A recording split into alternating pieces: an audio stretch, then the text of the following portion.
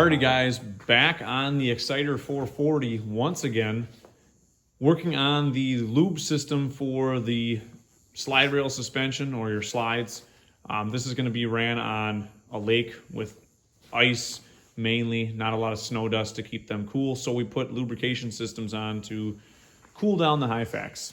So on this budget build, we're using the stock oil injection bottle where your oil would be in for injecting oil in the engine. We're using that bottle as our reservoir. We run washer fluid that's good for, you know, -20, -40, something like that, like you would put in your car for your washer fluid that way. Obviously it doesn't freeze. Does a decent job of just keeping things cool. Main thing is it doesn't freeze in the cold temperatures. So premix the engine. We can use the oil reservoir as our basically free tank, you know, to hold that stuff. So I'm going to give you a little bit of a runaround of what I did on this lube system. This is very quick and easy budget build. On other applications where we have a little more time and we are reliant on that lube system, we run pulse pumps or even electric pumps like we've done on other sleds. So this one here, strictly gravity fed with a fuel shut off valve and some restrictors at the ends where it goes onto the slide rail to restrict the flow down. So I think we got an Amazon set of jets. We use main jets as the restrictors. A main jet, you know, has a very, very small orifice, able to shove that in the end of the hose and restrict down the flow. So that's a really quick and easy way to do it. And you can buy those packs of 10 for like $10 or less on Amazon or eBay. So that's what we did. And then we just got a clear roll of clear tubing, 1/4 inch, and we use that to plumb the entire system on the left and right hand side. So get you in here a little bit closer so you guys can see. Here is one of the sides coming down inside the recoil rope there, and I just drilled a hole a little bit below the front skid bolt, and I'll get the camera underneath the sled later. You guys can see where it comes through and how I have it attached to the skid rail. The line's coming across up by the jack shaft there and to the other side. I'll show you the other side. What a mess we got going on in the shop too. The other side we have the T-fitting. You can have a brass or plastic. I have a plastic one in this application. T-fitting, we got the other side for the left, comes down underneath the speedometer drive, comes out. The exact same procedure. You can still see the metal chips. I have to get all that cleaned out, but we drilled another hole below the front skid bolt. Put conduit on all the lines so that it's protected. And then we also put a cable clamp. I'll show you with my flashlight here. If you see, there's a retainer with one of the speedometer drive bearing retainer bolts to keep that away from the secondary clutch so that that doesn't get rubbed on in any way and get damaged. And then underneath here, you can see the shutoff valve, the line coming out of the oil bottle, and then there's just the T-fitting there. So oil injection bottle is just in its factory location. We capped off one of the vents, right? I'm not sure, that's level. This is vent. And then we capped off the rear with a vacuum cap. So we only use the front nipple. So that would be for your level on the stock oil bottle. So we just capped that off. You could probably put epoxy in it or whatever you had to do. Or you could, I guess, run 2 lines if you had to, but it was just easier to use the front one. And then all we got to do is you go up to the starting line, you just turn the fuel petcock, or I guess your shut-off valve. You can even do a halfway. It'll still flow gravity that way. Or you could turn it on all the way and give it maximum flow. But this system, I think, for what we're going to do is probably just halfway on.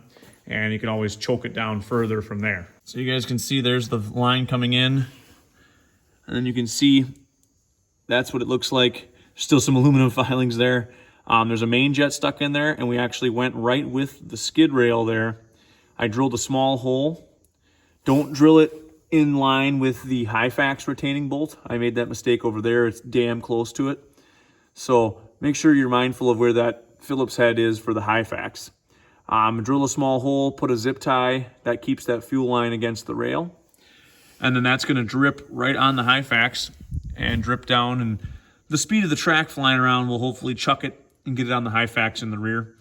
If you really wanted to, you could probably put another T and put rear lube lines as well, and it would probably gravity feed all the way to the back.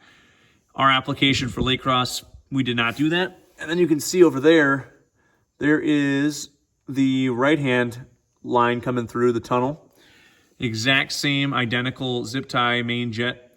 I think we used like 100 or 90 or 100 main jet size, just a generic Amazon kit. So same with the tubing, was just the cheap stuff. Probably gonna get hard as a carp, in a year from now, but who cares?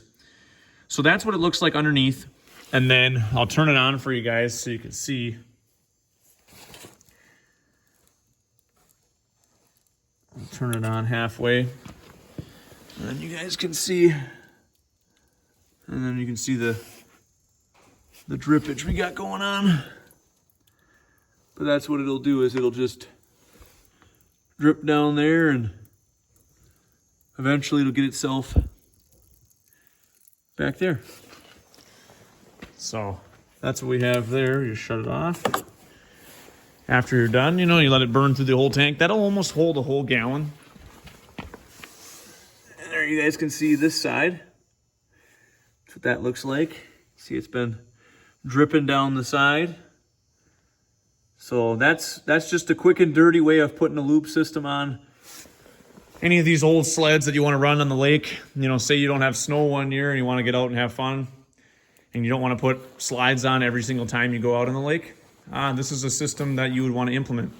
You could always put a fuel pump style system or an electric pump and put another reservoir, and mount it on the tunnel somewhere in the back. Or if you can stick it somewhere in the engine bay, then you don't have to delete your oil injection if you still want that. Our racing application, we just went with deleting the oil injection and using the bottle for our reservoir. So plenty of different options that way. Pretty straightforward. Like I said, it's a little bit close up of that shutoff valve and the T-fitting and how that's routed. There's clearance between the brake rotor and the line. I have it zip tied tight here and also to the fuel line there. So I don't believe it's going to get heat from the rotor and rub it. We'll keep an eye on that, of course, after the first run. And I ran it that way because if I went down by the recoil, it's too close to the pipe and it's probably going to melt. So that's the way I went with the right-hand side. It seems to gravity feed just fine, even though it's a little bit uphill. I put the least, I had 100 main jet on the right side and a 90 main jet on the left side. So I had less restriction on the right because that's the higher resistance path. So that's why I went with those jet sizes. You could do whatever you feel is best, but I went closer to the 100 numbers because those are quite small. Only thing left on this build, get the handlebars figured out. They're kind of cracked up on the left-hand side right there. And then tidy up some of the cosmetics here. Studs are almost done on the track. Got to finish up that. Got the front end all done.